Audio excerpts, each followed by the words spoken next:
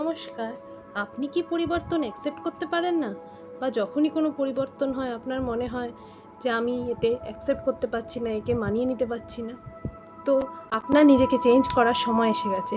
তার কারণ এই যে পরিবর্তন, আপনি যদি আজ সেটাকে মেনে না নেন, তাহলে ভবিষ্যতে আপনাকে জোর জবরদস্তি এই চেঞ্জটাকে মেনে নিতেই হবে। তো যে কোনো চেঞ্জকে এমব্রেস করুন, যে কোনো চেঞ্জের সাথে নিজেকে মানিয়ে নেওয়ার চেষ্টা করুন। এটাই প্রকৃতির নিয়ম।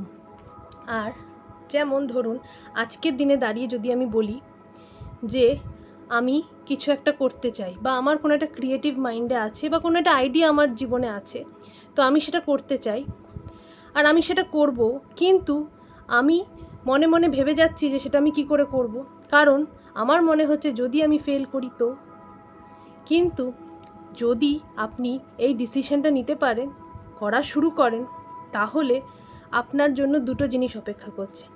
এক, আপনি খুব সাকসেসফুল হবেন, খুব আগে চলে যাবেন, অথবা সেখান থেকে আপনি অনেক কিছু শিখতে পারবেন, যেটা আপনাকে আপনার পরের জার্নি বা পরের ভেঞ্চারে সাহায্য করবে।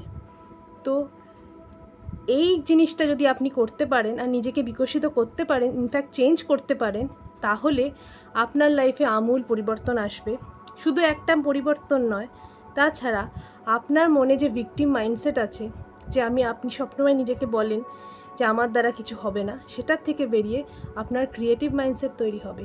আর যখন আপনার ক্রিয়েটিভ মাইন্ডসেট তৈরি হবে, তখন পৃথিবীর কোনো কিছুই আপনার জন্য অসম্ভব নয়। কারণ পৃথিবীতে আমার আপনার সবার কাছে যা আছে, পৃথিবীর যত বড় মানুষ তাদের কাছেও তাই আছে। তো আপনার মাইন্ডসেট থেকে বেরিয়ে ক্রিয়েটিভ মাইন্ডসেটের দিকে এগিয়ে যান, তাহলে আপনার সাকসেস নিশ্চিত হবে। ধন্যবাদ, ধন্যবাদ, ধন্যবাদ।